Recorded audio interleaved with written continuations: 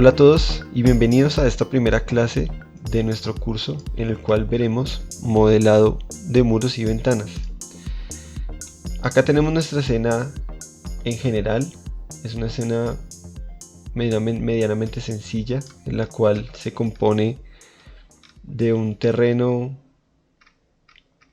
el cual va a cumplir el fondo y también una serie de modelados y un ambiente de un solo primer piso en el cual trabajaremos. Entonces, para comenzar a trabajar con el modelado vamos a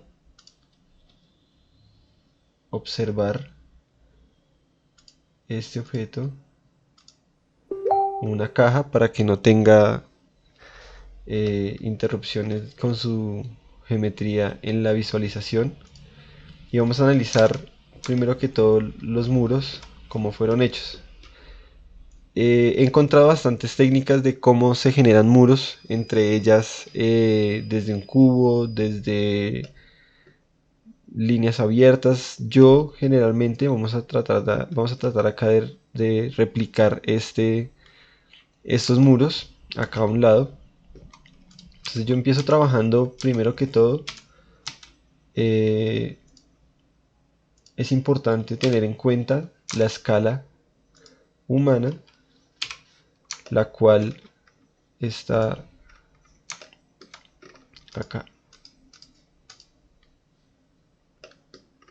y nos va a permitir conocer bien y tener control sobre lo que tenemos.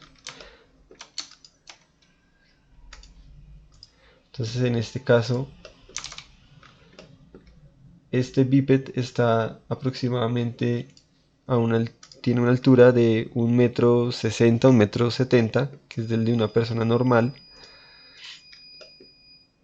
Y pues toda la escena en general está siendo trabajada siempre bajo esta referencia, ya que dentro de las claves del realismo está la ubicación correcta o el escalamiento correcto de cada uno de los objetos, ya que muchas veces se ven estos errores de que una silla de pronto está más grande que los demás objetos, o cómo sabemos nosotros cómo ubicar estos objetos o escalarlos los unos con los otros. Entonces, para no hacerlo tan libremente o al ojo, es importante trabajar con esta escala.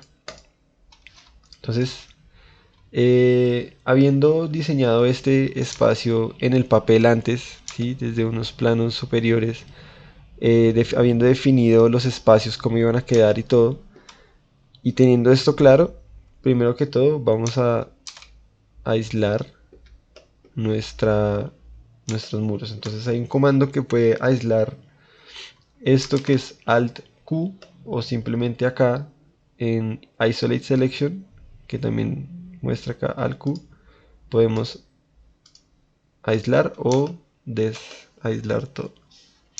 Entonces acá están de nuestros muros. Yo en principio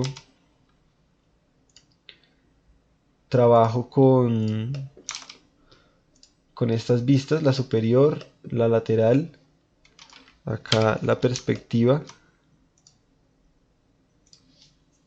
y acá de pronto una frontal. Para hacer los muros yo me baso en un spline, en el cual en este caso es un rectángulo.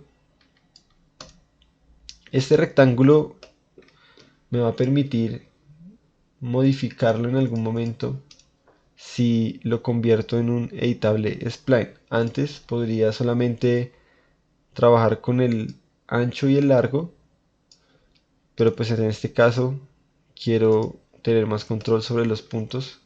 Entonces acá empezamos a ver que nuestro inicio del archivo o nuestro panel de modificadores cambió completamente y es parecido al de el editable poly.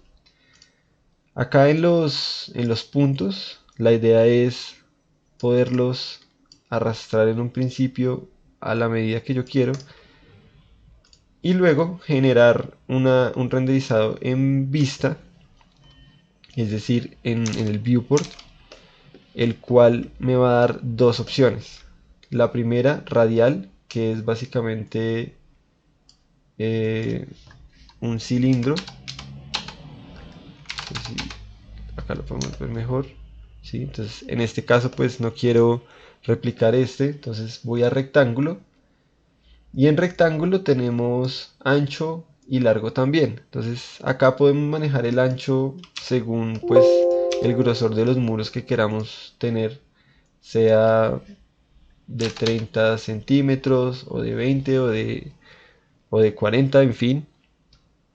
Pero también podemos trabajar con la altura. Entonces, acá en length podemos llegar a la altura la cual, de la cual tiene nuestro objeto. En este caso tendríamos que ubicarlo casi en la mitad y escalarlo. Ya para después abrir estos huecos de las ventanas, tendríamos que convertirlo en un editable poly. Entonces, para hacer esto podemos hacerlo de dos maneras: clic derecho, convertir en editable poly, o acá agregar una, una capa. ¿Cuál es la diferencia? Que en esta se conserva la capa del editable spline.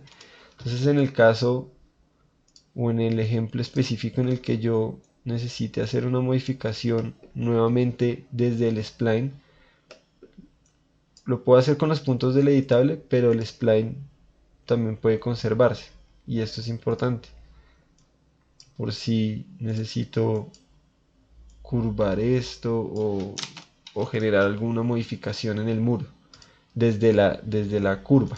Ya con el editable poly obtenemos nuestro inicio de los muros. Como vemos, está seccionado y las caras están correctas.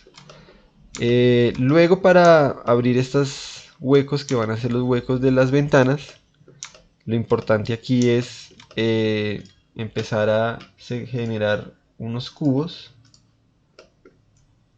los cuales van a ser del tamaño de la apertura que yo desee. Entonces tendría que ajustarlos